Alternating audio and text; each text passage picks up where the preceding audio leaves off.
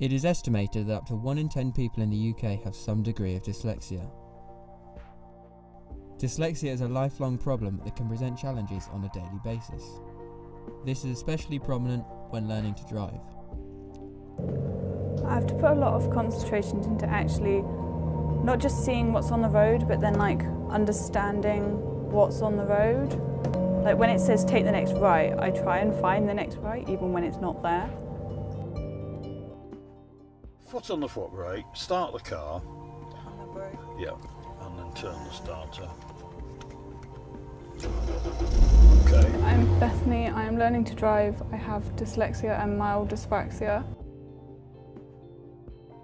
The biggest problem with all these students is the sequential memory problems and the distraction, because the brain goes into overload or gets very distracted.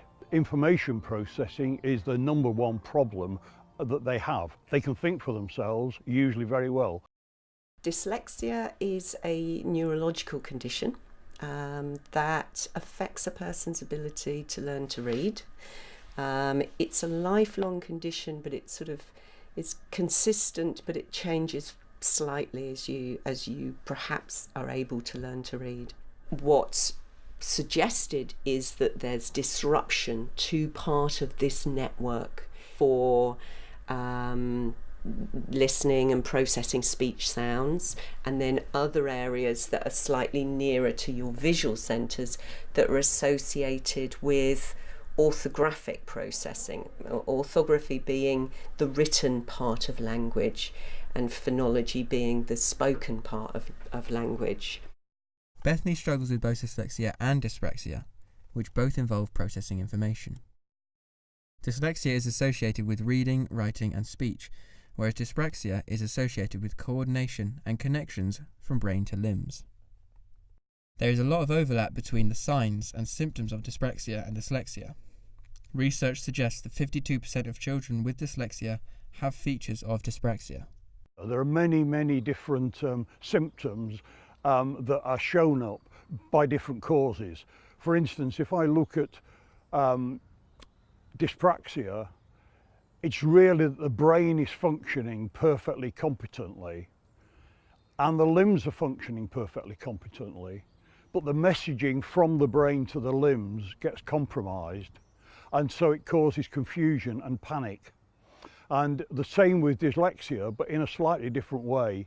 The brain gets confused and gets overloaded, and all the messaging goes haywire within the brain.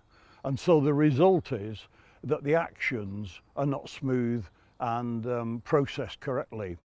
To understand the specific symptoms that might be involved, Bethany has come to a driving simulator where she explains her thought processes.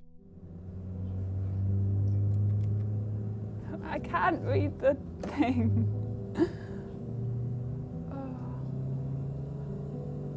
When I'm driving, I'm constantly aware of everything. So I'm overcautious with some things. Like if I see someone walking, I will slow down even if they are nowhere near coming to the road. It's because I know sometimes it takes me a bit longer to react or a little bit longer to judge if something's going to happen. I'm just on edge. So when something does happen, I can react quicker. Stress and anxiety is enormous with dyslexia. It's as much a learnt process as anything else. If you're only judged as a child on your ability to learn something that you're not able to, then it's going to have a knock-on effect, I think. And actually it has a bi-directional impact. So the more stressed or anxious you are, the worse your reading is, and vice versa. It makes me nervous, and that I'm holding up everyone else. I think I'm doing everything wrong. So I panic and I will freeze or stop. So sometimes I just, especially if I've been driving for a while, I will just either slow down enough that until I feel at a comfortable speed. If I'm in a 60, I will drop down to do 40 or drop down to do 30 to think I'm still in control, it's okay. And then I can go again to try and get over it. It's doubt that's there in your mind, not inability. It's quite interesting, yeah. And you've just got to conquer this this doubt.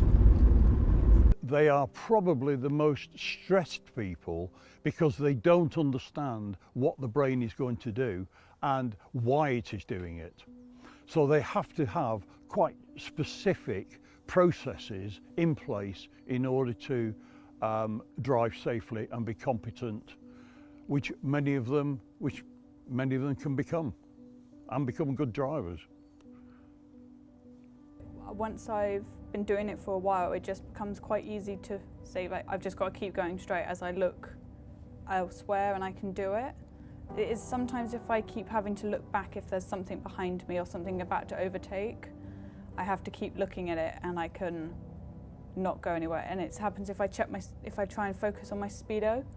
Sometimes, like, especially the electronic ones that just flick numbers instead of the dials, I lose what's happening on the road because I'm trying to read the numbers, which isn't very fun. Dyslexic readers take twice as long to read a word at the very least. When they're adults, they're capable of reading, but just takes so much longer. If you think about when you're driving and looking at a road sign, I think the impact of that could be quite difficult. If anything distracts me, I focus all effort into one task. So when I'm driving, it's all on that. As soon as the phone pops up, I focus onto that instead. So I forget that I'm driving and I'm trying to work out, trying to read what's on the screen and the numbers.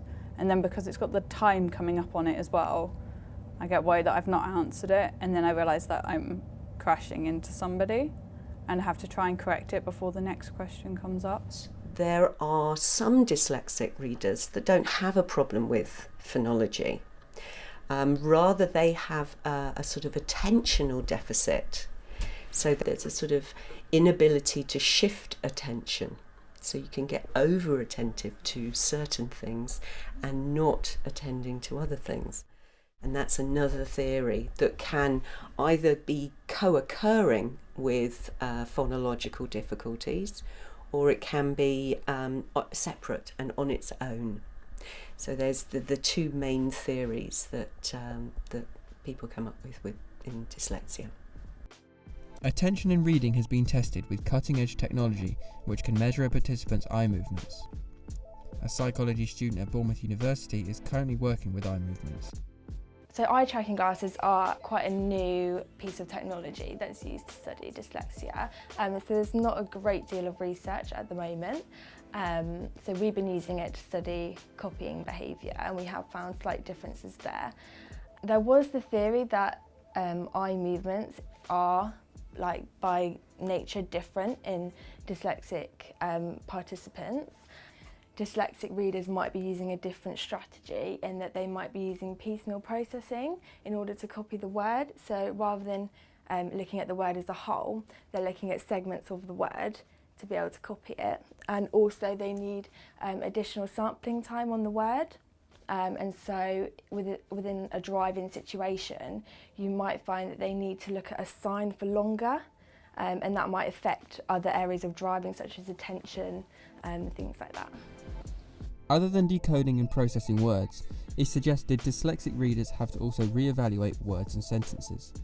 So you have forward fixations, which are left to right when reading, but you also have regressive fixations, so that's where the eye has to go back and re-evaluate what it's already fixated on, and dyslexic people seem to need to do that a lot more.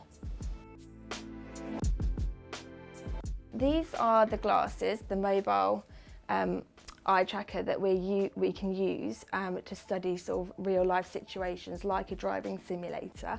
So these would be what the participant wears. And this is the eye camera, which is trying to see where your pupil is. And this is the field camera, which shows what you can see in the visual environment. So it obviously moves with the participant's head. And then the software has an algorithm that matches those together. This is what eye movements of a dyslexic reader might look like.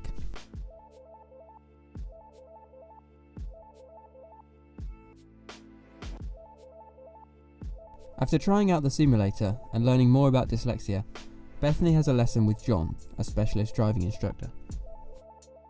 I'm John Brown. I was a a teacher for many years, for about 40 years, in special needs, and realised that many students were not being taught appropriately for driving. So I set up a driving school whilst I was still teaching in order to specialise just in looking at people who had dyslexia, dyspraxia, autism, and any aspect that other driving instructors were not covering. And I've now done that for 25 years. Just feel comfortable. The most important thing is that you enjoy the drive. Obviously, I'm looking for how your brain functions, what you do, and if you need to tell me, you know. Okay. So into drive, press that button and into drive. That's just a safety with your foot on the foot brake. That's it. Handbrake off when you're ready, keep your foot on the foot brake, and then ease it forward, just let it creep forward. Good. When you feel you're going okay, you can go a little bit onto the gas, just get a feel for it. That's it. That's it.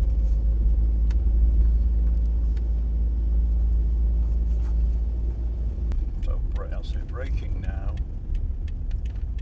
Turn into it. That's it. More. And check to the right. And bring it out when you can.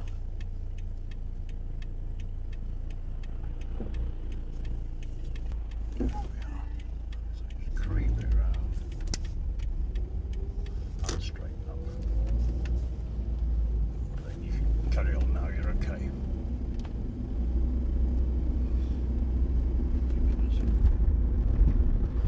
And take the next left. So that's Not- it. Yep, down. Yep. Not that one. That's it. No. I was going to turn.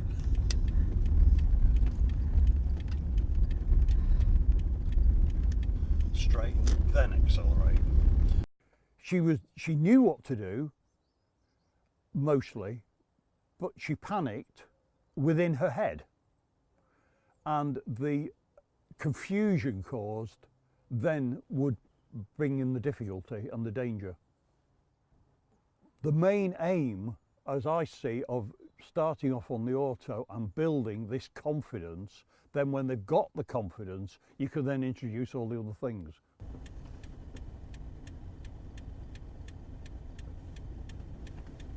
Straight.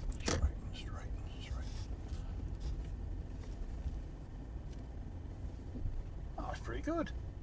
That's the first time I've done that. Right. So now we're going to reverse out and then drive round. So into reverse.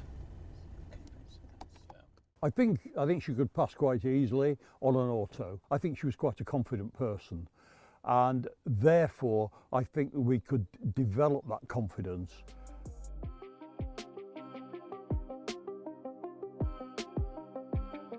I really enjoyed it.